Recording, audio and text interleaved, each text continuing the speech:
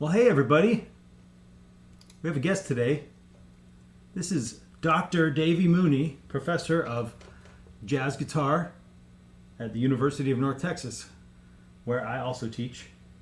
And Davy and I met in 1998. Yes. So we go way back. And anyway, Davy has a illustrious career, and I'm gonna let's ask him some questions. But I figured we could start off by playing a tune a little bit. Should we like this? Should we do that one we was doing? All right, let's do that. I gotta make sure everyone This is see called the. this is called Without a Song. Is it by? I want to say there's like a humans in there. Okay. Somebody with a. I think I heard it. someone I heard it humans. first on The Bridge by Sonny Rollins with Jim Hall, and the performance. It's a good tune to check out. Jim Hall really kind of changed lives with that performance. All right.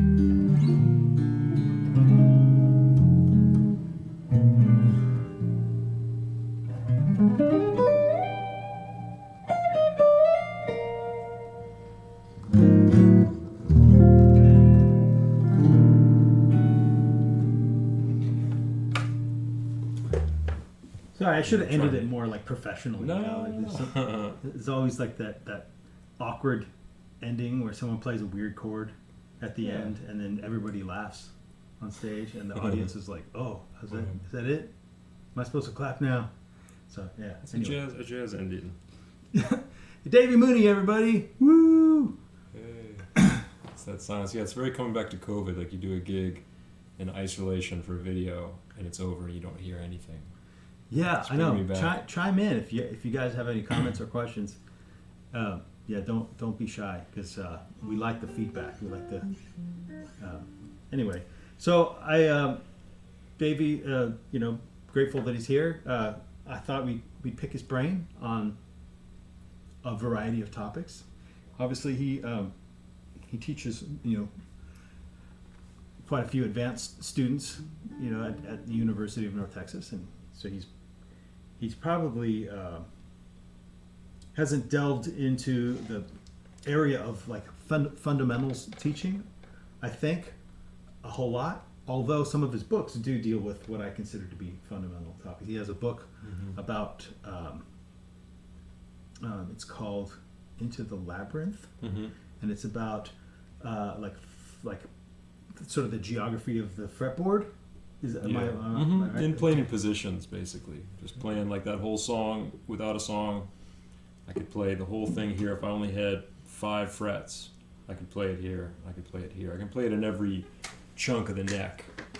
But that's because, it has to do with like I did the caged system and sort of built on that over the years with different things to where the end result is that I can play these songs and more songs more complicated than this in different chunks of the neck and not feel like I ever am in a place where I don't know where the notes are. And so I wrote a book about that, just kind of describing how I reached that point, how I got there, because I found that some of my students, not, and as Noel knows, maybe you all don't know, the University of North Texas has like 30 odd jazz guitar majors, and so I can't teach 30 of them. So Noel teaches some of them. Paul Metzger teaches some. We have some grad assistants that teach some, and there are varying levels of experience. And so I realized that some of them did not know the things. Sometimes you take for granted that they know certain things. You're like, well, of course they know that, and you're like, oh wait. And sometimes as someone who's been playing for so long, you have to go back and think like, well, wait, when did I learn that? And you have to kind of, so I sort of reverse engineered my own journey towards knowing where the notes are, basically. So yeah, that's one book. And then I have another book just about jazz vocabulary that I actually wrote first, and the Into the Labyrinth is sort of the prequel. Because the jazz vocabulary, it's called Personalizing Jazz Vocabulary, it sort of assumes that you know where the notes are. And it's like, well, okay, how do you actually incorporate jazz-sounding phrases, assuming you want to sound like that? But then I was like, wait, maybe they don't know where the notes are. So I had to write another book about that. So then at least the students, they can't say that I didn't try to teach them how to do it. Whether they decide to do it or not is another thing, but they can't blame me. So other than the geography of the fretboard and learning scales and positions and things, you mentioned the caged. what are some other things that you would consider to be fundamental? Well, what I did, the chord voicings that I learned were pretty the basic ones. I didn't really, even to this day, when the idea of the drop system comes up, I get all confused in my little head. But like if we're playing that song, a lot of the chord shapes that you'll see a picture like this. The chord shapes that I'm working from are pretty. He's got a 7 string, so don't pretty get basic. confused. Yeah, are pretty basic, and I just kind of mess around. But basic, I say basic as if it's there. I go again. It's like basic to me. Well, here's what I learned. I remember my teacher I learned these kind of things from rock tunes. And we learned this one. We learned some inversions just learning classic rock songs. I learned my Alex Lifeson. You leave the top strings, you play the power chord, but leave the strings open. All the sort of classic rock really is how I learned a lot of chord vocabulary from that. And then the jazz thing, they would always tell you like, well, you're not supposed to have a power chord on the bottom because that gets in the way of the bass player and they get upset. But I learned my 7 chords, like this kind of thing. I remember teachers saying, these are the diatonic 7 chords. You can play them like this. You can play them like this. I think that's about as far as we got. And then, okay, well then you can make it. I sort of learned the chords one at a time to a certain extent, and I would watch, I would go to Snug Harbor in New Orleans and watch Steve Mazikowski play and see the kind of chords that he played. And I remember there was one that always tripped me out. Like, he would play this. Yeah, that's I don't know if y'all can see that, but I remember it would freak me out that he would bar with the second finger. So this is like, it's kind of crazy. So if I play D, G sharp, C sharp, what is that? F sharp, A sharp.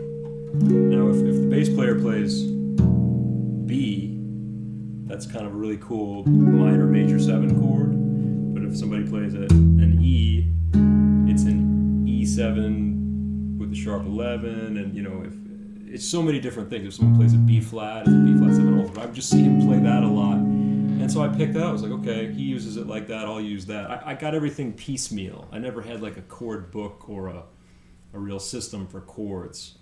And then with scales, it was always like many of us, I knew my pentatonic thing. I learned the Stairway to Heaven solo, and I learned that okay, you can do the pentatonic there, and you can do it up there. And so when I started doing jazz, it was all coming from that. It was like, okay, it's pentatonic minor, and then okay, well there's the 9, and if I make it Dorian, here's the 6. At first I started with that, and then I had a jazz camp teacher show me the cage system. But this was 1994, 1993, so what that meant was that he had a sheet of paper that had 5 chord boxes on it with the scale shape, and he was like, learn this, these are the 5 scale shapes. I don't think he even said caged, and I went home and I actually learned them. Here's the 5.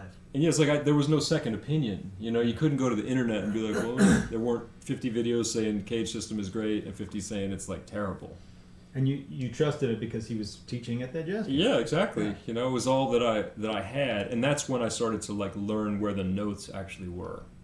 Without that, I just didn't know. It was a lot of guesswork, especially up here. I was like, I don't know what these notes are, But it was a combination of on the rock side, learning classic rock and prog rock, and a little bit of metal from the early '90s, Megadeth was at Rust in Peace. There's some classic records that were just all over. You just kind of had to learn some riffs from Rust in Peace and Metallica. So you learned a lot of where things were.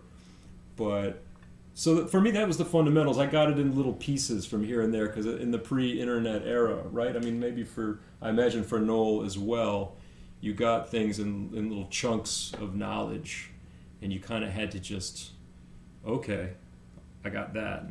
You couldn't you couldn't get a second opinion on every little thing, You just had to work with what you had. So, as a teacher, did you feel like you had to take those pieces of information and systematize it a little bit more, to present it to students? A little bit, yeah. And I felt a little insecure for a while because when I finally started teaching, sort of full time, it was the internet era. And so then I was questioning everything that I started out with, and thinking that like, wow, am I like doing it all wrong? Like I went through this period where, because I would see videos, I saw like Kurt Rosenwinkel saying like the cage system is the worst thing in the world. It's like wrong. Oh man, no. But I realized I couldn't. It was too late to go back and learn another way to do it. And also like I would feel kind of weird. Like, do I teach a survey of all the ways to do it, or do I teach?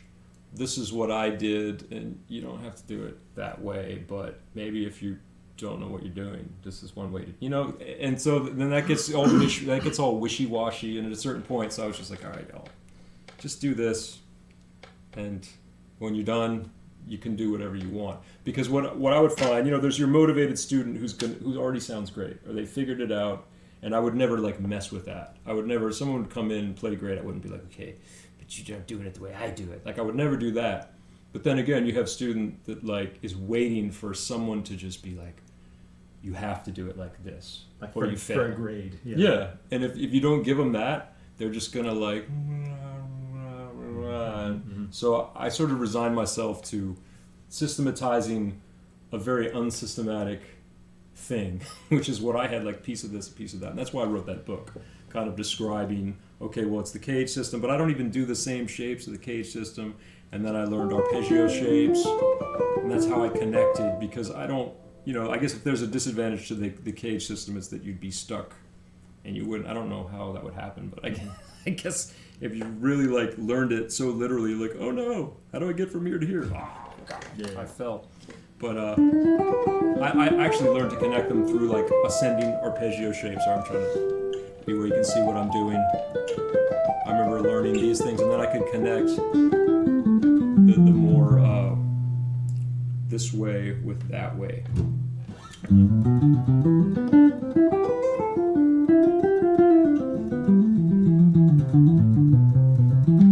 remember I did one of these, like a video for Fret Dojo, and then one person, a comment was that, well, yeah, but if in the cage thing, doesn't that mess with your speed, because it's not 3 notes to a string, it's kind of like a wonky number of notes per string.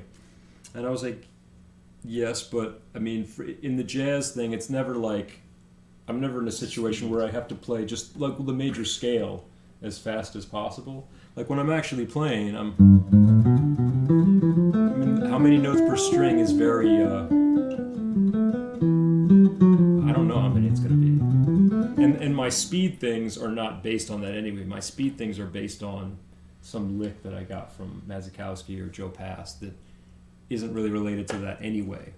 So, but then, it does get, like you were saying, the systematic versus, and I think that's why, like, having known Noel for so many years, like just watching how he was doing the steak we just ate, I was like, man, you got a system for everything, and this really cool gear. Like I'm in this place, and my gear situation and my system is like, well, I did it a million times, and it became a system, just based on sort of dumb repetition, versus an actual pre-planned system that then I put into place. And that's just, I think it's, the way I've managed to hack my way through. Hey, things. so it's working. It's working. It's working. I'm talking too much. So yeah, same here. Like I pretty much like to teach the way I was taught, and I was initially taught the 7-position method, which translates to modes pretty easily, and that's the way I think that's what Rosenwinkel did.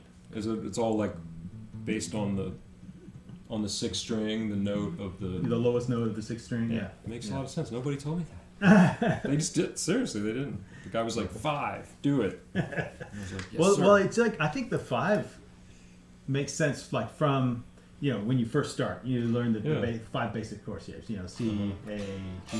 And that's why it's called cage. I missed that somehow. Oh, okay. So C, A, and then G. I wasn't paying attention to that part. So each one of those, and it goes with the pentatonic scales really easily. So if you don't play like Hendrix, those the 5 basic chord shapes, the 5 pentatonic shapes, and the 5 scale shapes, the cage, it like fits like a glove, like a 5-finger glove. So it's like perfect for the Hendrixy, mix up, like. Yeah. That's like the G shape is the minor pentatonic, you know.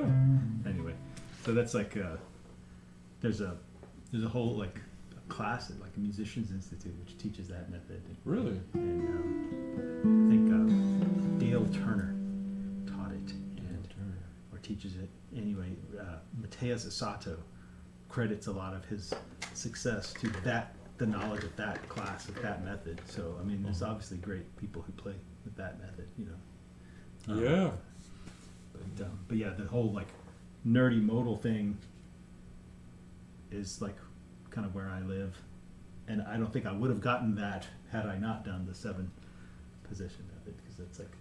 Well, that's funny because I would tell students, because I didn't even know, you know, I'm living out in New Orleans and it's, you know, we're kind of out in the provinces out there and information gets filtered through all kind of weirdness. But I remember teaching students like, well, yeah, if you learn these 5 shapes, then instead of learning, because I would teach horn players and I felt like, you know, they don't play a stringed instrument, so it's not positional.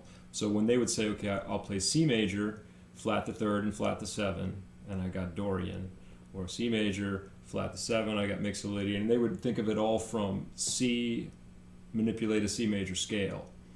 Whereas I remember telling guitar students, I was like, yeah, but if you learn these 5 shapes, you only have to learn 5. That's it. And you know all the things, basically. If you can get it in your head, your fingers know all the things. In Your terms fingers of know all major the things, scales. yeah, muscle Your left memory. hand knows it. You just have to get it into your skull, rather than in each position. If you're like, well, I know C major, but then I have to go C. I have to flat the 3rd and flat the 7. You're really just playing this B flat shape, you know. So for me, it was still that, but I guess I didn't know 7.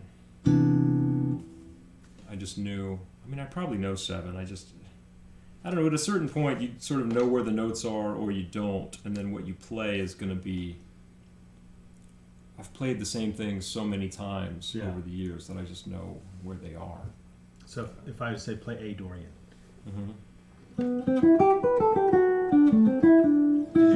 does your hand? What is your hand thinking? It's just all of them, right? All 5 shapes. At this point, but no, it's actually more specific than that, and I talk about that in that book too. It's really depending on where I am in the on the fretboard. It's a fragment of an arpeggio, which initially came from a scale and also a chord. So if I'm right here, So that arpeggio fragment, does that remind your hand then what to do? It kicks in, the muscle memory. it's kicks automatic. Yeah, it's just like. I mean, I know that's okay.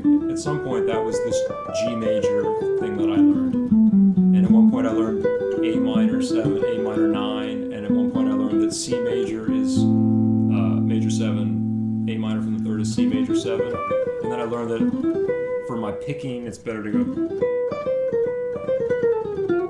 And then Pat Martino did something like that, or Mazikowski did. But then if I'm here, I'm like, oh,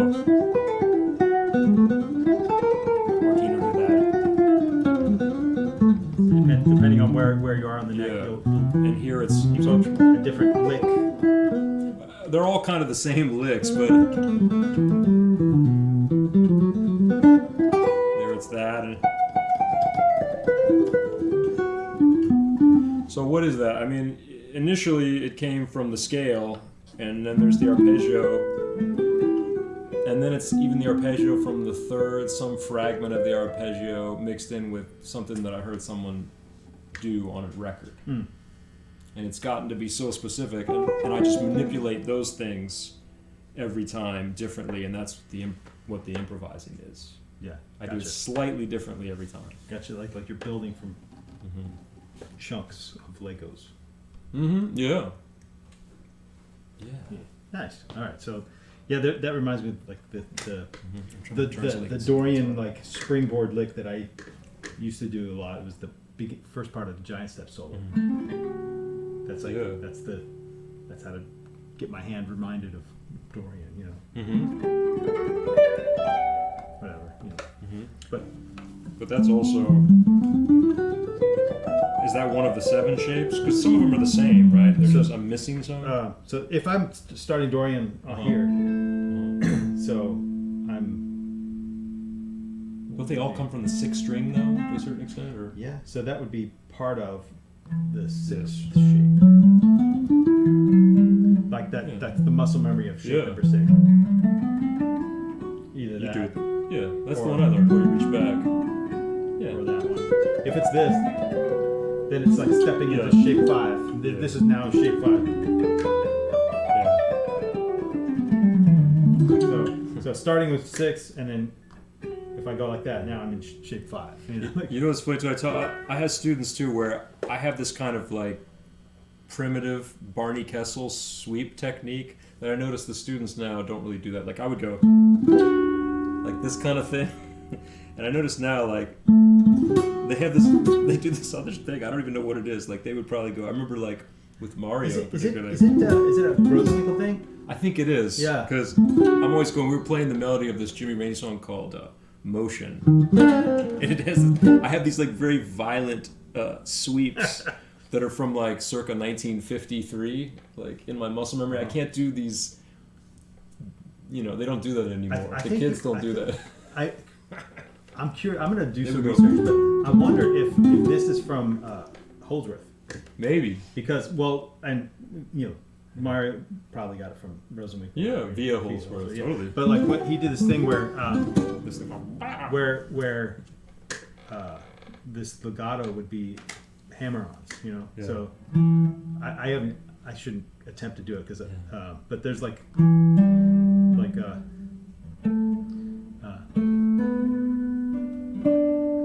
is it? Like,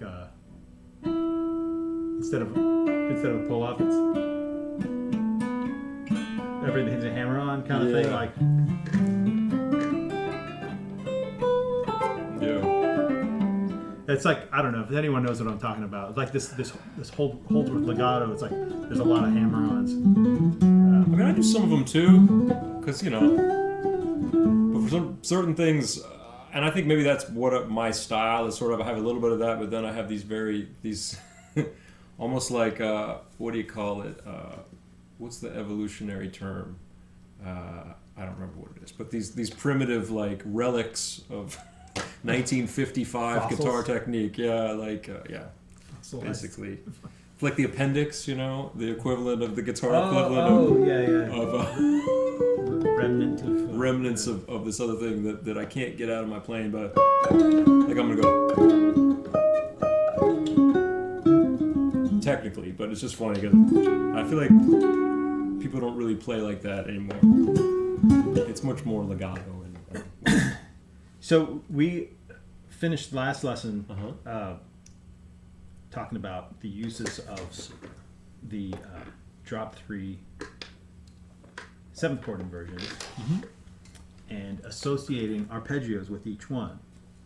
So there's like embedded arpeggios, like Learn something here. So I mean, this is probably like you probably already know this or think about it. I know it from a right? different Yeah. name, Yeah. probably. So, so this one, like I see this arpeggio shape embedded in it, but maybe a better chord to think about might be something like this. It's not a major 7, it's a major 9, but so like having like the arpeggio brain and the scale the chord brain like coming from the same thing. So you're not like in lead mode, then chord mode, lead mode, chord mode. You know, like you're sort of like an integrated guitar player. Like Chord and a scale and an arpeggio are the same information, for sure. And that makes me think of like my teacher in New Orleans when I was coming up, Hank Mackey. I had a notebook that he made me bring, and one of the first things he did this chart that if you had a G major 7, you know, G, B, D, F sharp, A, maybe C sharp, E, F, and showing that from the 3rd, a G major 7 is a B minor 7. And then from the 5th, it's a D major. And so when I think about that, I think about not just, but I think wherever I am, there's a D and there's a B minor. I'm doing this wrong. There's a D and a B minor in there. So I immediately kind of convert it to the 3rd. So if I were here,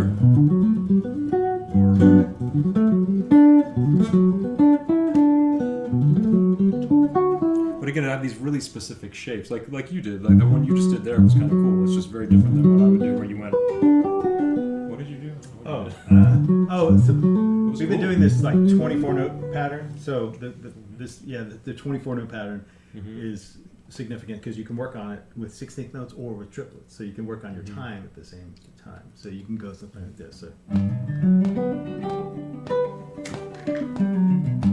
you just kind of repeat some of the top notes, which is usually the more melodic register or whatever. But so what's cool about that is like, or same pattern, just a different like mentality. So that's like root position, and then the first inversion is this one.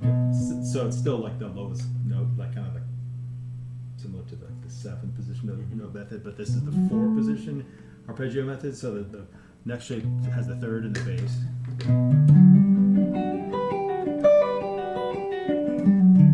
That's the 24 note. It's kind of centered around that like closed position. Yeah. And then the next inversion has the 5th and the bass, and I do this one.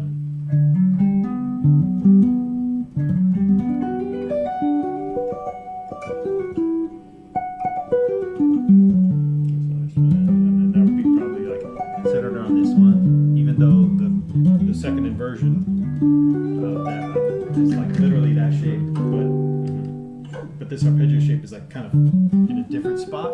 So I probably think there's however you think of it, like at least you have the chord shape and the arpeggio shape at kind of an arm's length, and you can kind of attack.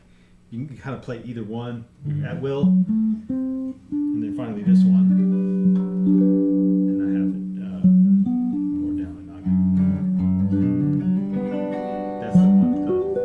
That's the one I know. Tighten up. You know about the tighten up? Tighten up, no. Archie Bell and the Drells.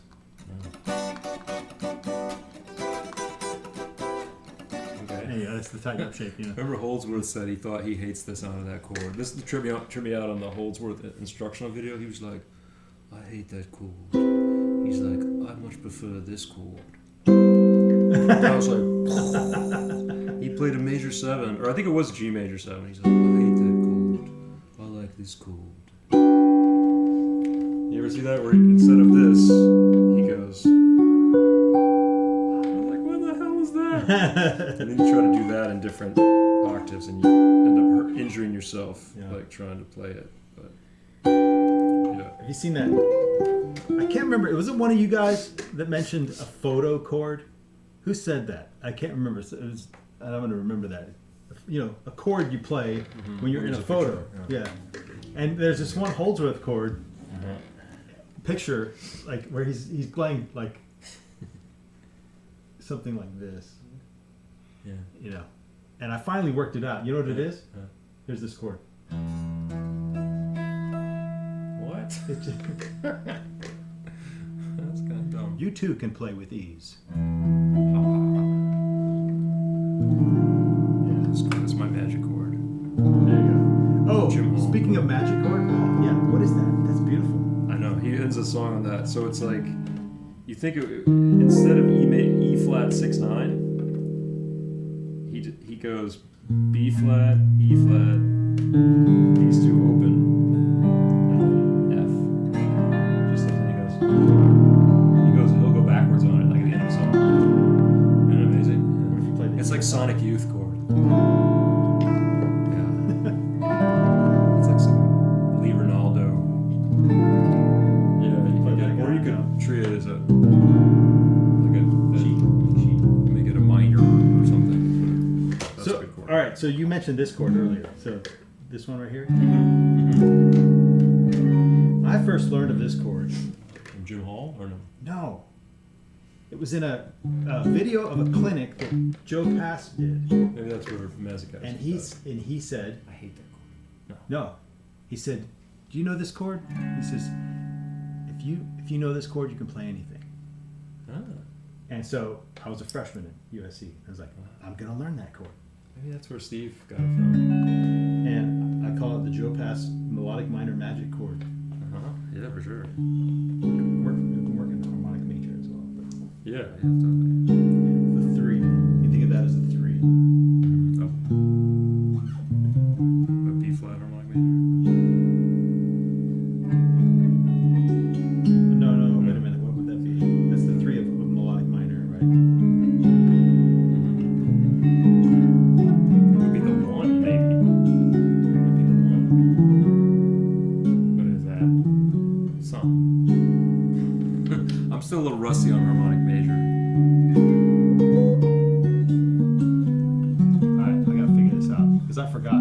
It's on the cover of my book, Voicing Modes. This chord. It'd be F sharp. No. It'd be a 6. You got 1. Or an F or a 6.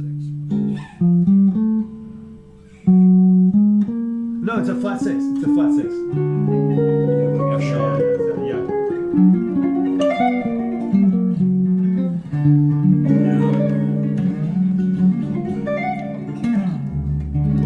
Anyway, so yeah, this one. Speaking of like the creative fundamentals kind of aspect of this class, right? So you learn something that you should get really good at, or you want to get really good at, and you're like, okay, I'm going to compose something that uses this idea, and I wrote a tune that uses this chord. So it has this as like its main like line. It's like a line that kind of outlines that shape. So anyway, Yeah, it could also like cadaverous. Use that for the melody of Dance Cadaverous, you know. yeah, beautiful. Smells like this too. You do this, look. You leave the beat open like a D major 7. But sometimes that's a real like clogs up the so it's D major 7. Because then you can use it for the next one too. Yeah. Somebody's like, what the hell are they doing? Look who's coming. Who is it? You see this name? I can't see that far. Where's my mouse?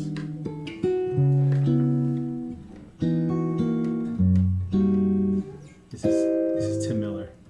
Yeah, for real? Yeah, He's Tim Miller. See that? It's not.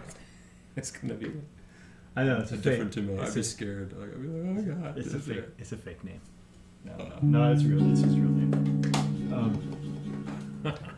He calls himself the other He'd Tim be Miller. like, yeah, it's almost down. It's the other Tim Miller. Okay, so all right, so we did this. So James, so we have this private Facebook group, Okay. where we post like our own ideas and Mm-hmm. and things. And when we did all of the 4 inversions of major 7, minor 7, dominant 7, half diminished, and we figured out there's 4 of them, 4 individual ones on like G major can have 4 different things. It can have obviously the 1 of the major. It can also have the first inversion of minor. It's still Ionian. Have you guys seen this one? Like, and then it can also have the second inversion of a major, even though it doesn't really sound like a G major chord anymore. I mean, it's obviously C major over G, but you can use it as a G Ionian, modal chord, you know. And you can do the third inversion of a minor. So James posted it's really a good way to organize it. He says you move the note on the D string first, okay, and then you move the note on the B string, and then you move the note on the G string. So B G B D G B, digabug. And then you go like this. You go to the 2 chord, move the note on the D.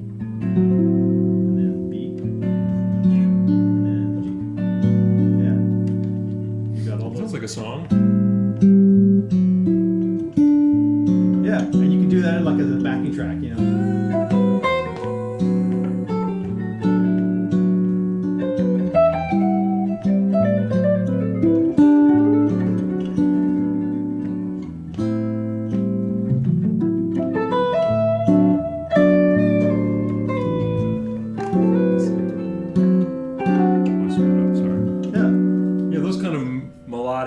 chords make me think of songs. Yeah.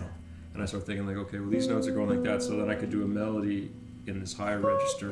Try one. Make one up. Try 2, 3, go.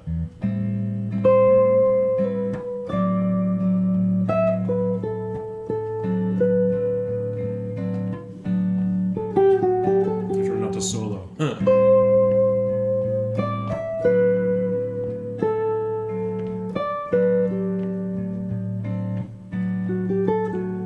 Nice. All right. So how about this? I'm gonna change it up. Let's go to B Phrygian. So we got that one works obviously, and then move the one on the, and then B string, and then I skipped something. And where does this the go? one on the B string. Move the one on the B string. Goes there. That's still like that. Yep, and then yeah.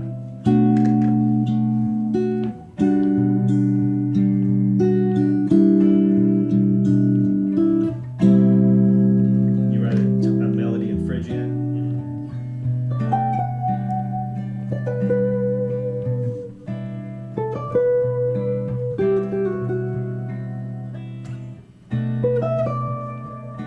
It's better there.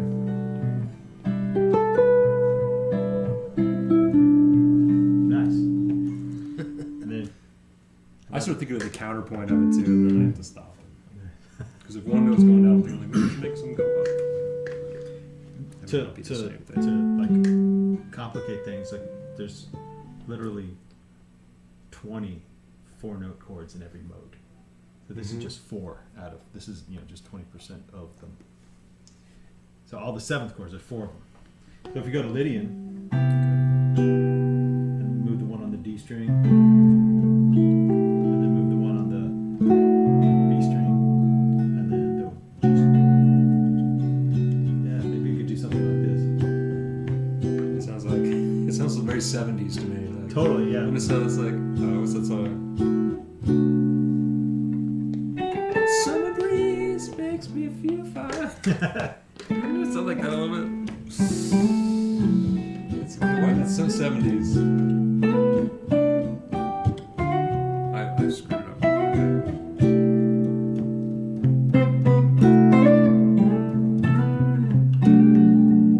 Yeah, totally.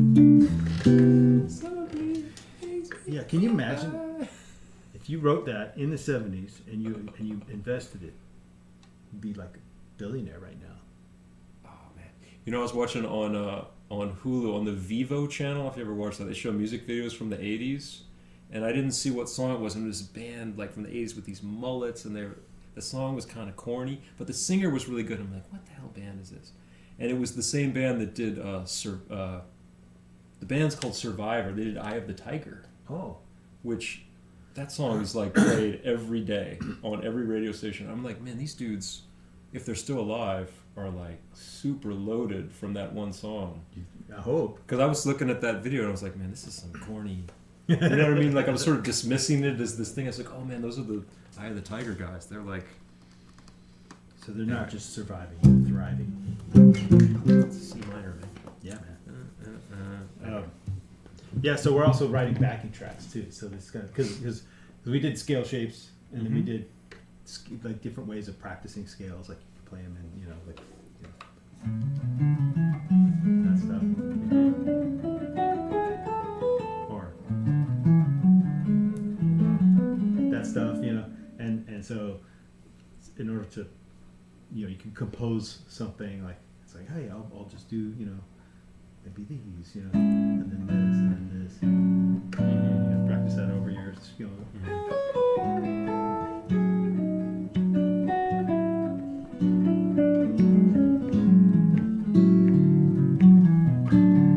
Then it's like you're still practicing your fundamentals, but something that Yeah. you can play for your aunt Your at aunt. Thanksgiving.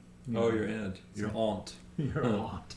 Yeah, for me, it always turns into, I'll say, like, I definitely came to all this as sort of a songwriter and always trying to write songs. So the minute I hear, like, a melodic idea like that, I start thinking it's like I guess someone might call it like a hook or something. But for me, it's just like something that catches my my fancy. Mm. Of, you know, so some things like that. I mean, I would, or whatever we were just doing. That catches me as like as a songwriter. I guess I could say as a composer. But, you know, basically it's like a glorified songwriter in jazz. You know, I make it a little more complicated, but that strikes me as things that you could use for songs. You know. Or as like a basis of something to build upon as a songwriter. So it is useful. I think so, yeah. Yeah. Lovely. Okay, so how about this? Like now we have to where, you know, we practice scales, these chord inversions, and then now we're sort of delving into the idea that thinking about chord melody playing. And then, so for me, it was like the way I studied that stuff was through jazz. Not everybody here necessarily wants to be a jazz player, but I do think that studying this stuff is great for what you can do, how you can transfer that knowledge to any style or any just music in general. So, if there's someone out there that is like wondering, should I learn jazz? What's your answer? I mean, if you like the sound of it, Okay, what if they don't? then why would you want to learn it? Okay, all right, fair enough. I Fair mean, enough. well, I mean, for me, it was a natural progression because of getting into like prog rock. Prog rock kind of led me into it, but it was always the sound, like, and literally, I mean the sound. I tell people about the Wes Montgomery record. It's called A Dynamic New Sound. His first organ trio. Yeah, the organ trio record, and just like the sound of the Hammond organ, and there were brushes on a snare drum, and Wes goes, and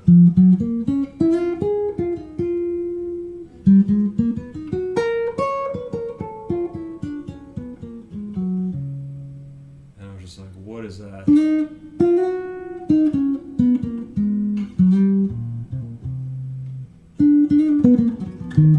it was around midnight, and it was just like, I was fascinated by it sonically. And some jazz, like when I'm listening to jazz now and say I hear something new, I don't know what it is, and sonically, if I don't like it, I'm not like, oh, it's jazz, therefore I must like it, or it's not that I'm jaded and I don't like anything new. There it is, yeah. It's just sonically, this just got me, man. Like, I remember I bought this album and the Police Regatta de Blanc at the same time, and I had both CDs. And for both of them, what I liked about it was sonically what was going on, like the sound of those early Police records that are very kind of spacious and like kind of raw, but just the elements that were going on, and then this record. So I sort of like grouped them together in my mind as two of my biggest influences. So I had a completely different experience. So when I was studying guitar, studying scales and modes and chords and everything, and my teacher's like, okay, learn this jazz tune, and it's like it was like the prog mindset, just like, okay, if you want to get better at harmony, the next step is to do jazz. But I didn't really like jazz. Like, I listened to metal and rock and stuff like that. I did like Take Six though. That kind of tickled my ears. Just those vocal harmonies. groups. Yeah. Well, just Yeah. that group. Yeah. And then and I remember I went to go study in at USC, and I could play all the right scales and whatnot, but like I wasn't like, I didn't sound like a jazz guy because I didn't listen to it that much. And my teacher said, if you want to get good at it, you should listen to it. You should, that seems like a no-brainer, right? And back then, a CD cost what, $20, $15, They were getting up there, $16.99. and to an 18-year-old kid, that's a lot of money, right? Yeah. And I had like enough money in my budget to maybe buy like one, maybe two Yeah. CDs. Uh-huh. And you go to like, what is it, Borders? No. Blockbuster Music, It was some Virgin Megastore. All these places are out of business the now. biggest one. Like they had a whole rack of jazz. Like a whole giant. We probably had different ones at different And- places. and, Sound Warehouse, that was one we had. I don't know if that was local. See, I don't even know. Everything was local to me back then. I didn't know anything else. And I had a real book, Uh-huh. and I had Good. like enough money to buy 2 CDs. Okay. And my teacher Must said, choose you wisely. can get anything by Wes Montgomery, anything by Bill Evans, or anything by Miles Davis, is what he told me. Which is not... It was a little too general. Yeah, that's pretty general. I would say So what I did, from 1959 to 19... I would give years Yeah. for each of those people. I Nice. mean, I like all their stuff, but if you tell somebody and they buy You're Under Arrest, Miles Davis... I mean, it might be cool, but it might not be like what they're looking for. well, I'll tell you what I got. Because I wanted to stretch my jazz dollar Uh-huh. the furthest. I Box checked set. the tune list Okay. Oh, yeah. with my real book to see how many tunes That was smart. I had charts for. That was smart. And the one that had the most, Uh-huh. like almost every single tune on this record, was in my real book. It was a tune by Bill Evans, Uh-huh. Which and it was called Conversations with Myself. Oh yeah, I love that album, but that album is not for the faint of heart. It's a terrible avant-garde. first. It's a terrible Oh, yeah. first record. It's really avant-garde record. Yeah, it's like he's experimenting with Man, multi-track recording. Yeah. He's like recording over himself. three of them, three Bill Evanses, Three Bill Evanses. left, right, and center. But they're all like soloing at the same time, and it's rhythmically complex. I love that record, but yeah, it's not for the faint of heart. Anyway, I tried to listen to that thing over. Like most of my favorite really stuff, hard, like yeah. I had to work to like it, but I never made it with that one. Yeah, So even I- Spartacus Love Theme. That's beautiful. I went into my teacher and I said, yeah, lied to me." I bought Conversations. I said I bought a Bill Evans record. And I didn't really like it. He goes, what was it? And he goes, I said, Conversations with Myself. And he goes, oh yeah, that's probably not very good. He probably shouldn't have gone that way. And I went to go take it back. I went to go take it back to get something else, and they wouldn't let me take it back. No, I tell students specific albums. I'm like, I don't, not just one, but I'm like, this one, this one, this one, this one, or this one. I can do 4. Like Bill Evans, I'd be like, Portrait in Jazz, Everybody Digs Bill Evans. Okay, wait. I'm going to write these down. Okay.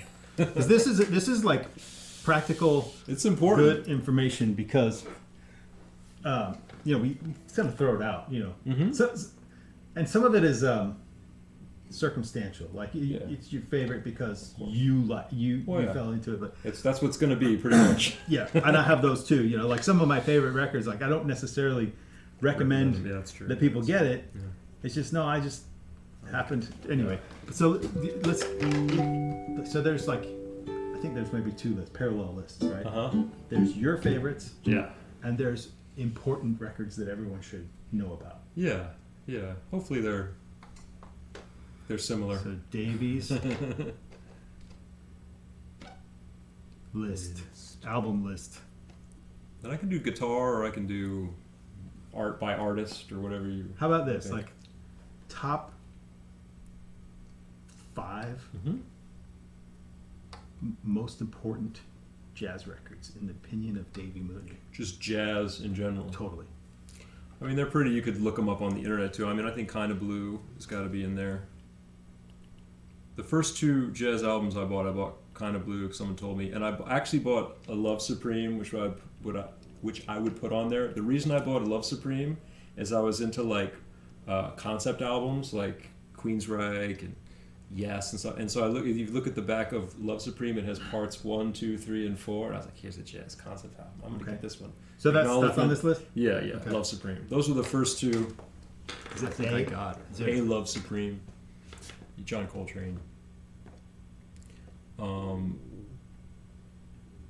Those are probably on everybody's list of like top 5 records. This is the most important. I would say most important, yeah. Probably like, I'm going from Stockton always has these lists. I think Art Blakey "Moanin'" might be a good one if we're going most important, just for like primo, hard bop, And then it gets a little tricky because when you get to earlier stuff, like they didn't really have LPs. So if you're going to do Charlie Parker, the really early Charlie Parker that some people have problems. Some of my students say they have a problem with it because the sound quality is not as good. Like if you do the dial sessions or the Savoy sessions, and when it's like sessions, I mean these are like maybe 40 song tracks, but it's before they had LP, so you kind of have to find them on compilations. So basically, any Charlie Parker, the dial sessions or the Savoy sessions, that's like the primo Charlie Parker, but it's not like an album. And like when I first got a Charlie Parker, it was always a compilation. He doesn't even have that many like LPs because he died. Because the LP didn't come in until like the very early 50s or late 40s, and he was dead by 54. So yeah, dial or Savoy or Savoy. That's like all the primo, but it's rough sounding. You know, it's like the equivalent of lo-fi, right? It's like you recorded in the garage, but it was, you know, it wasn't major label. IE, right? Charlie? Just regular? Yeah. Charlie Parker. So was that 4? Oh, I gotta do one more. Okay. Now I start to feel like, okay, who do I leave off and get in trouble? I think, you know, honestly, like with this stuff, it's good to have, seeing as most of the repertoire are songs, I think it's good to have a vocalist. And they're like a really good, so I would say, I mean, what I listened to a lot was like Ella Fitzgerald. And then again, it's like the Ella Fitzgerald songbooks, but there's so many of them. So it's like, which one do you pick? Like there's the Cole Porter songbook, Gershwin songbook, the freaking, what's his name? Actually, I really like the Hoagie, did she do the Hoagie Carmichael songbook? Just the Ella Fitzgerald songbooks, I think. Just so you actually know the songs that everybody's playing their solos on and showing off. Just she sings them straight, but there's great arrangements, and you just actually learn the songs. And I tell students, like, I know a lot of the songs I know. Can't necessarily just play them off, but I know how they go. I know the words. I know them the way that you know a song on the radio that you've heard a million times. That you could probably play it if you had to, but you don't necessarily have it like under your fingers, like Life in the Fast Lane. You know, you could get it. So these are like, I'll just put it under the category as important. Kind of overview of. Now, if someone wanted to all right, so I guess like in this day and age, you can just get any song you want instantly, Spotify or whatever. You need an album, y'all, or a smaller collection. Every song ever made is not a good. Yeah, sorry. Yeah, you're right. Yeah, like that's the thing. Like when the albums that I listened to, it was either on cassette or on and in the car. You had to listen. I had to listen to it over and over and over and over again. You know, like 30, 50 times. You know, who's in here? Oh, Sid's back. Yeah, Aaron Goldberg and Matt Penman talked about that at the lecture series. I don't know if you were there for that. About how Matt Penman was growing up in New Zealand. Oh. And so he didn't have any of that. He just had like a tape that somebody made him with like a few. He said Moment's Notice was on there. Or he had a couple albums. He had Blue Train. That should probably be on there too. But you know, like, and he just listened to him over and over again, you know. Because that's all he had. He didn't have the choice of like he didn't get to listen once to every song in the world. It was like, and it was a physical object. You had to be careful. You didn't want to lose it or scratch it or have the tape get like ripped out of your cassette. Then you were screwed. That was it. Yeah. So what's funny is like some of the like important ones I kind of had to like back into, you know, like it's kind of like you get in school, you know, and you're like kind of embarrassed that you don't know something that everyone. It's like you've never seen Billy Madison, like we're all quoting that, you know, like anyway. No, there's something about like the peer pressure of knowing something, you know, but in general, like you don't really need to know everything to be able to play it well, but you need to know like a few things really deeply. I think so. Yeah, you got to go deep on some stuff, and then it'll become your stuff.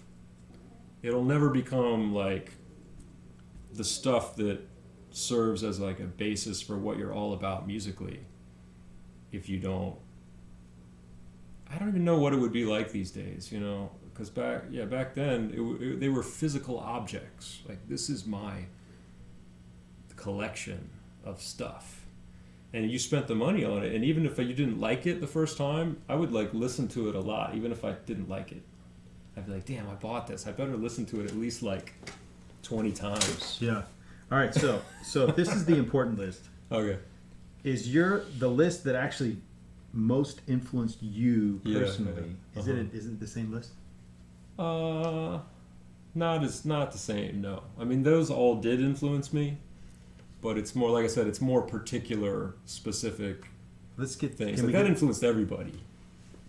Right. So important would be like something that like everybody pretty much knows it. Okay. Yeah, that's just canon. That's like canon. Yeah. Okay. It's like Shakespeare. It's embarrassing if you don't know it. Yeah, Dante and those cats. All right. So particular to Davy, like Davy's secret influences.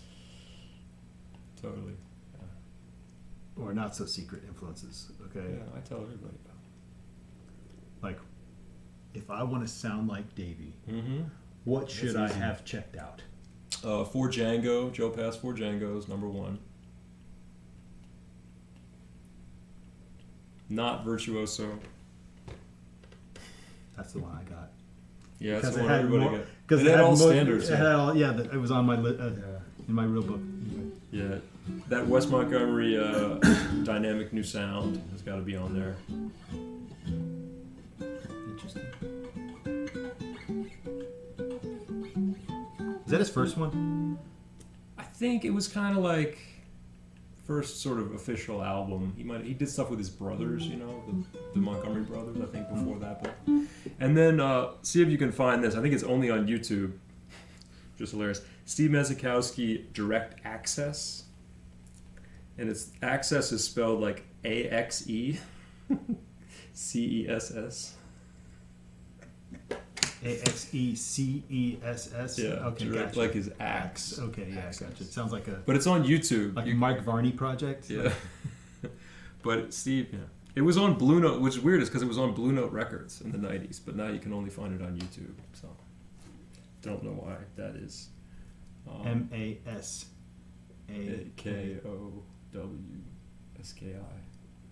And I could put a bunch of Mezikowski ones because that's the person who I kind of got everything.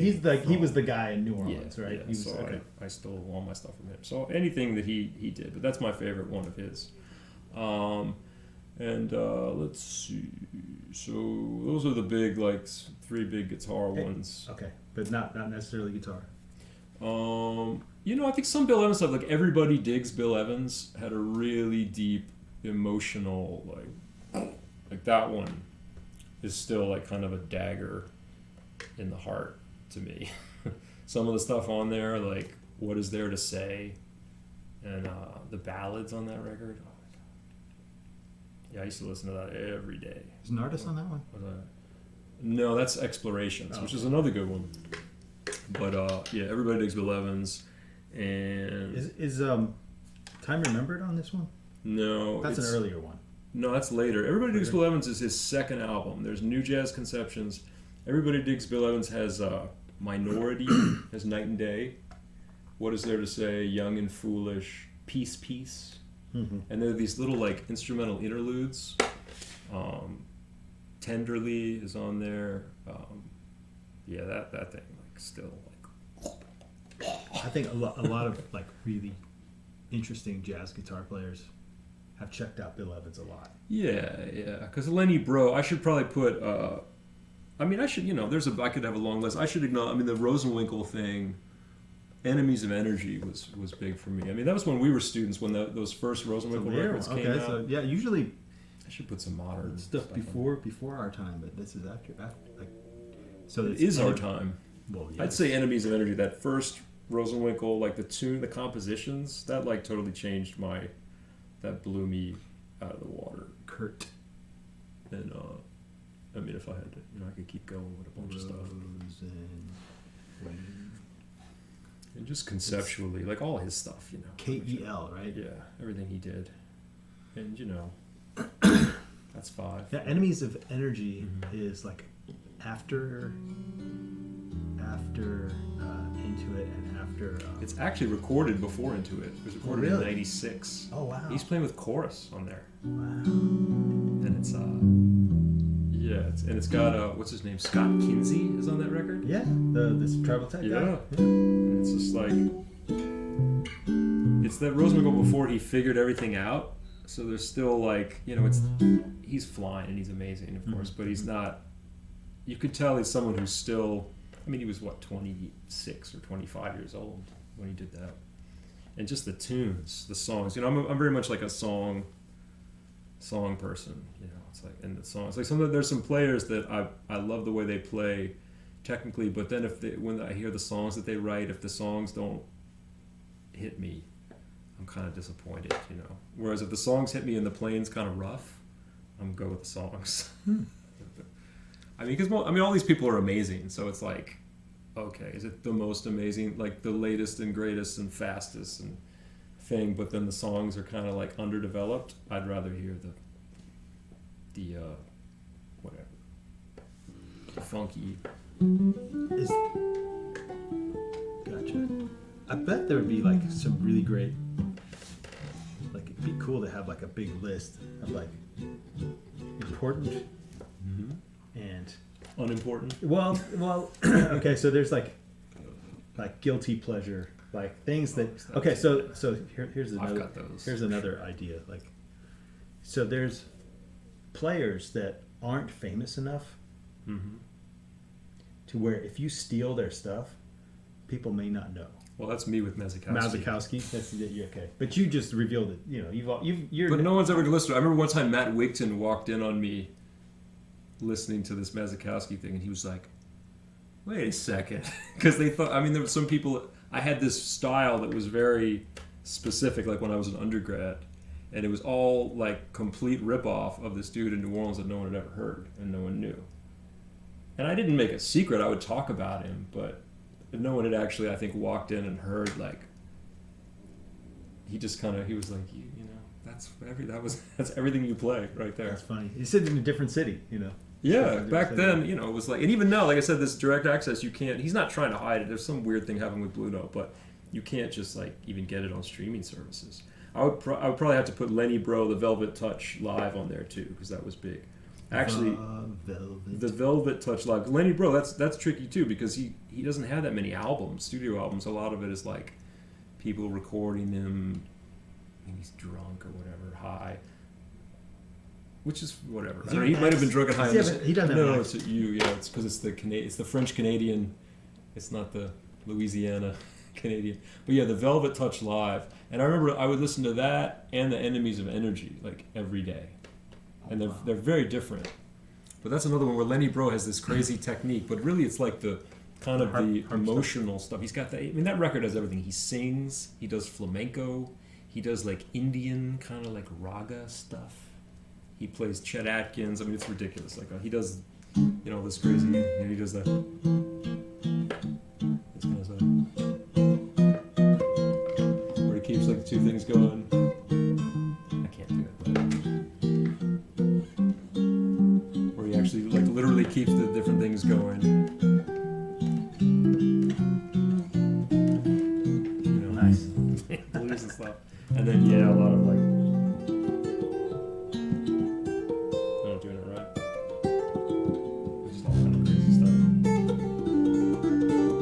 Mazikowski does that as well, but he got it from Lenny Bro. The harp harmonics. Where did Lenny get it from? Chet Atkins, I think. Oh, yeah. But he took it to space. Another Outer place, space. yeah. Yeah, man. Great. Anyway, that's my stuff, There's... I'm sticking to it. Right. Awesome. Okay. Any questions about that? So, you want to play another tune? Sure.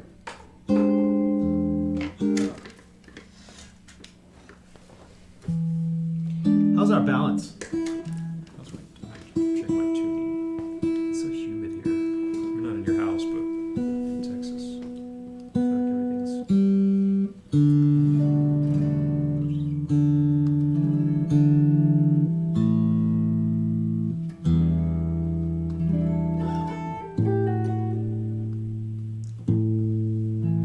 everything's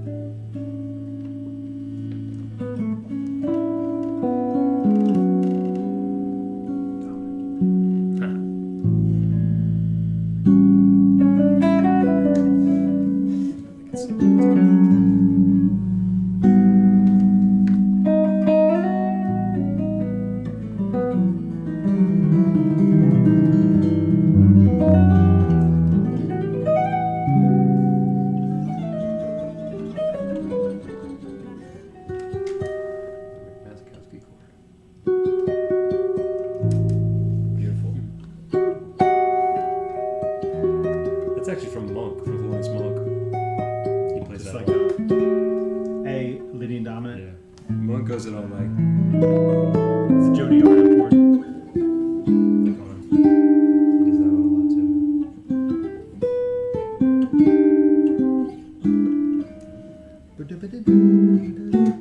Yeah, Monk's treated. We go play. I used to know that tune. What's Me Monk? too. How's Monk? Oh, you remember it? It's like C, F7, B flat. C, F7, B flat. C, F7, B minor.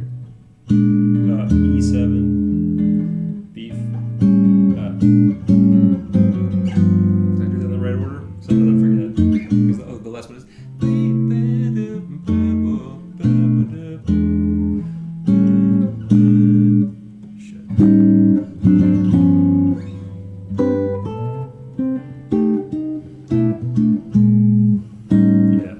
One is like C, F7, B minor, B flat 7, A7, A flat 7, G7. And then the bridge is just like C7, literally like the whole time. All right, so the way you can like learn a tune quickly, I think somebody asked this question. Like, if you had preparing for a gig and you have to learn a bunch of tunes. Okay, that's 10. Okay, so I have this thing where the more tunes you learned, the easier it is to learn new ones, because there's kind of nothing new under the sun. I mean, there's going to be something unique about this tune, but there's stuff in there that does exist in some other tunes, right? So this progression here, 1 and then 4 dominant, that's like a thing that happens, half a dozen times, and with this tune or this tune or this thing. So it's like, it's not like 100% new information. It's just, so learning a tune is like, it's like multiple choice answers, right? So you got, so it's like kind of bluesy, bluesy flat 7, So you can think of it as like, I think of that as 4 minor. Hank Mackey was always like, that's like the Beatles thing. That's like that. So C Beatles. Yeah, it's like F major, F minor, to C. It's like. By the way, if you know about bracketing, It's it's the Dan Hurley term for when you put a bracket around a group. Oh yeah, 2 or 3 Hank chords. Mackey used to do that a lot. Okay, It's the so- same chord scale or something. Yeah. So this one, like the flat 7 and the 1, you could think of it as a 4 and a 5 of F melodic minor. Or you could still have, if you want that.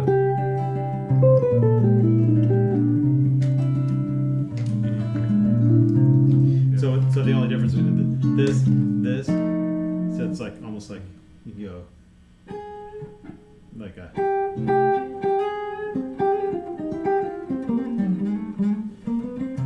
It's kind of, anyway, I'm just thinking out loud. It's kind of like a blues, kind of hybrid blues, F melodic minor and C. Yeah. So the part that I sometimes forget is that the third time it's C, F7, and then they sneak a B minor in there, and then B flat 7, and then By they you mean he. they, yeah, Sorry. the whole crew, And then and then the bridge is just C7, and then just and then the bridge, like, he goes in the middle, he actually goes. It's like the most. He like literally does like Corn. seconds. It's like Corn. You know about Corn, right? The band Chord? Yeah. They do those? No, they do. Yeah. Anyway. Yeah. All right. So 1, 4, flat 7, back door. That's called the back door. Back door. 1. I never heard that term until recently, but yeah. Really? Yeah. See, in New Orleans, we have our own way of doing things. You know, we're out in And the then swamp.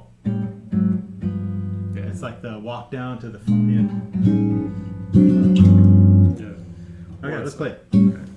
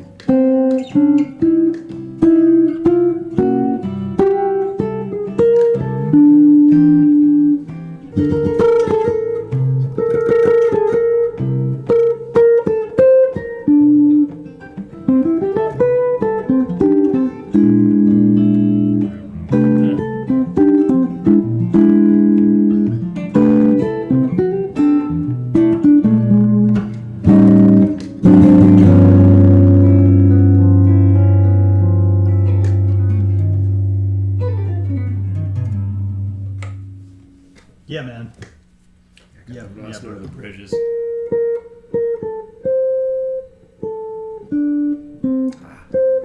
Something like that. I got the notes wrong. Darn. I would get marks off on my, if I were grading somebody, I'd be like, bridge melody is wrong. Yeah. Davey, tough. Davey can't fool Davey. He goes, "Hey, man, sing the melody. Sing the melody on the bridge. Ready to go." And it's like, Something like that. all right, guys. Any questions? They've been so quiet. I know. They're Screaming into the attentively void. Yeah. attentively listening, but yeah, some questions for me or Davey. Anything? I'll step up. Okay. How did you go from listening to prog rock to playing what you just played there? Well, there was definitely like it's been a few years.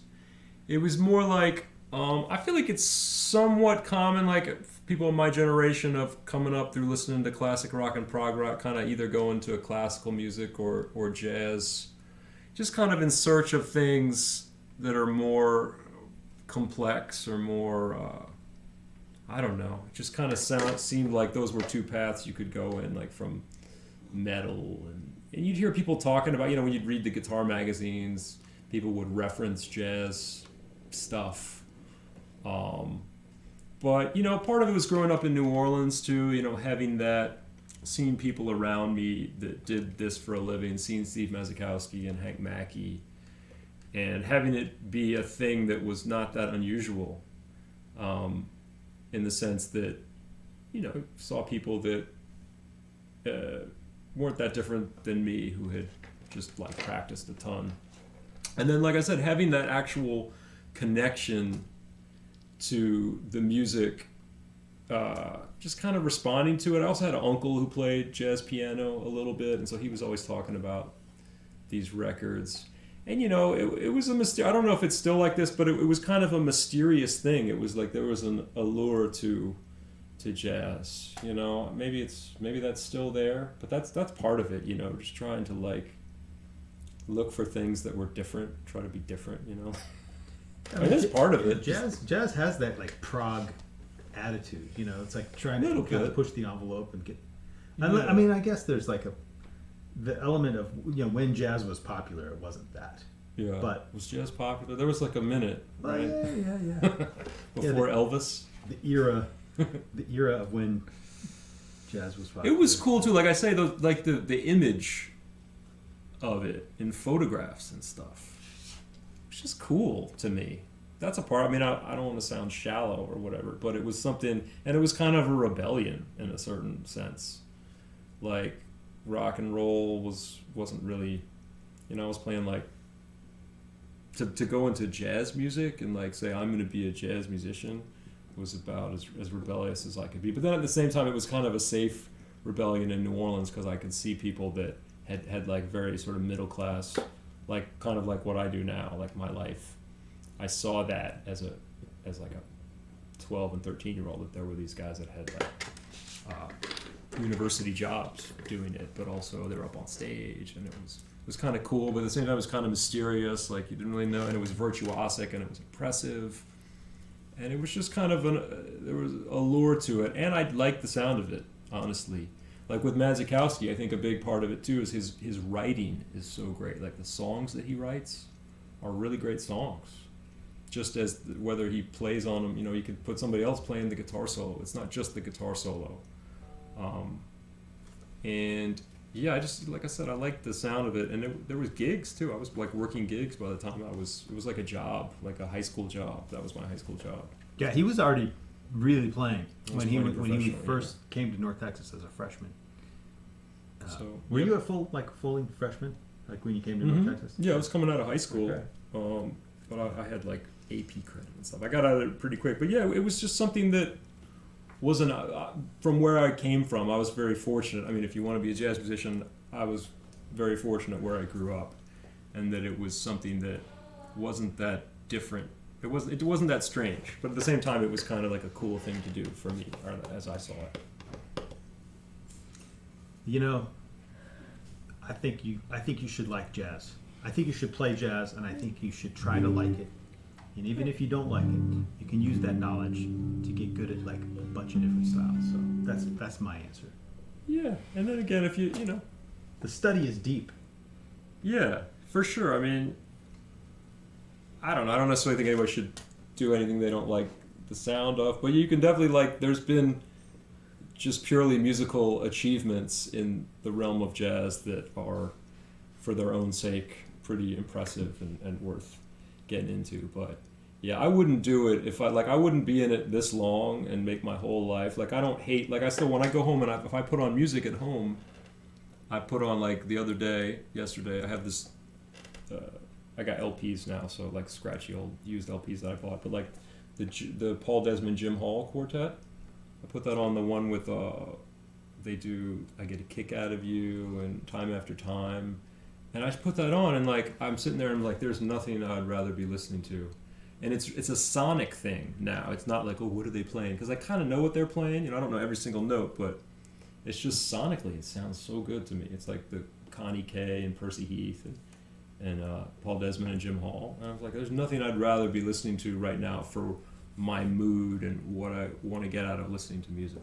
And it's not the only thing I listen to, but I don't really have that much time to sit and listen to music. But when I do want to sit and just listen to music, that's what I put on. I guess that's what's cool about having an LP. It's like you don't have option anxiety. You only have like 10 things you could put on. It's like, okay, that thing. And then it's over in like 10. It strikes me. It's crazy how quickly you have to flip it. You're like, oh man, it's done already. There's like 20 minutes on each side. What a pain in the butt. And I like the ritual of it too, of putting it on. And I don't like to listen to music on the computer. If I have to, but I don't put music on the computer. But I do liner notes. Yeah, liner notes. Yeah, it's a shame to not have. I mean, I didn't have LPs growing up. I had CDs, but they had the liner notes, or the tape would have them in the middle. Mm-hmm. I just love it. I love the sound of it. All right, fellas. I'll see you Monday. Thanks for listening, everybody. Yeah, thank you, out Davey. there in Zoom land, TV land. Thanks, Noel. He also made came me over steak. for some homebrew. So I'm gonna have another one. Right? Okay. Feel that. all right. Keep that sad, y'all. They don't know what I'm talking about. They went, huh? Dead? wore this to